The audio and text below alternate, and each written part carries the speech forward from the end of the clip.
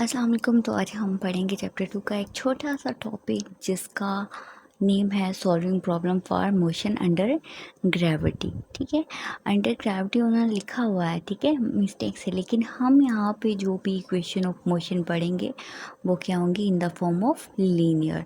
किस तरह से टॉपिक बनाया अब वो देखते हैं। ठीक है, अब ये आपके पास तीन इक्वेशन ऑफ मोशन है, इनको हमने यहाँ पे ड्राइव नहीं किया हुआ। ठीक है, ड्राइव करने की ज़रूरत भी नहीं है आपको, आपने जस्ट क्या करना है, इनको याद कर लेना है। ठीक है, और ये तीन इक्वेशन ऑफ मोशन है, इनमें कितने पैरामीटर्स यूज़ हुए हैं, इनमें तीन पैरामीटर्स यूज़ हुए हैं। ठीक है, initial velocity, final velocity, acceleration, time and distance. अब आप लोग ये सोच रहे होंगे कि ये चार पैरामीटर्स तो वेक्टर क्वांटिटीज़ के हैं और इनके ऊपर जी हमने एरो हेड क्यों या एरो क्यों नहीं लगाया।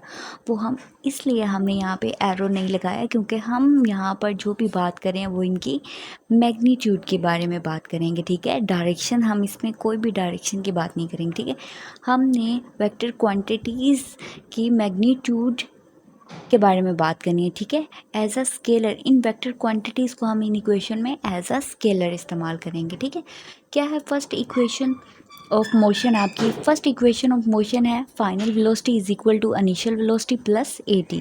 अब सेकंड है distance is equal to VIT plus half AT square. Third है 2AS is equal to VF square minus VI square. ये आपने अच्छे से याद कर लेनी है।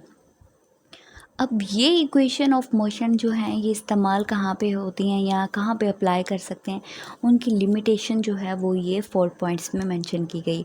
फर्स्ट पॉइंट ये है कि ये इक्वेशन ऑफ मोशन वहाँ पर इस्तेमाल होंगी जहाँ पे मोशन क्या होगी, अलोंग अ स्ट्रेट लाइन होगी। ठीक है, सेकंड कि कहाँ पर ये इस्तेमाल होंगी, ये वहाँ पर इस्तेमाल होंगी जहाँ के वेक्टर क्वांटिटीज़ की सिर्फ मैग्नीट्यूड के बारे में बात की जाएगी। ठीक है, जहाँ पे वेक्टर क्वांटिटीज़ की सिर्फ मैग्नीट्यूड इस्तेमाल की जाएगी।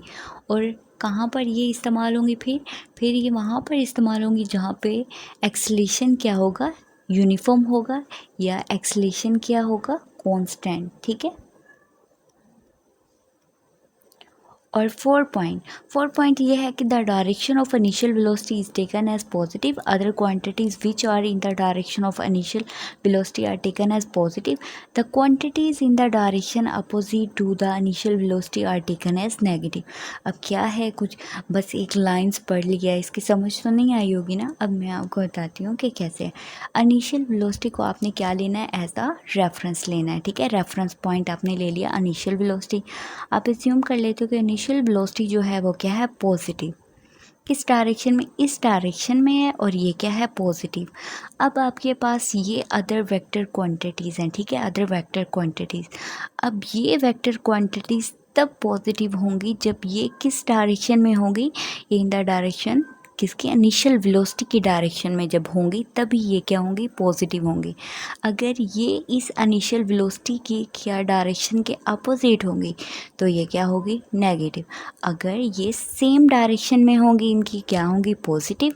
अगर ये वेक्टर क्वांटिटीज़ इनिशियल वेलोसिटी की डायरेक्शन के अपोजिट मूव कर रही होंगी तो क्या होंगी, नेगेटिव। सिंपल सा टॉपिक है, अच्छे से प्रिपेयर करें, बस इतना ही है, आपने इतना ही लिखना है जो कि ये लिखा हुआ है।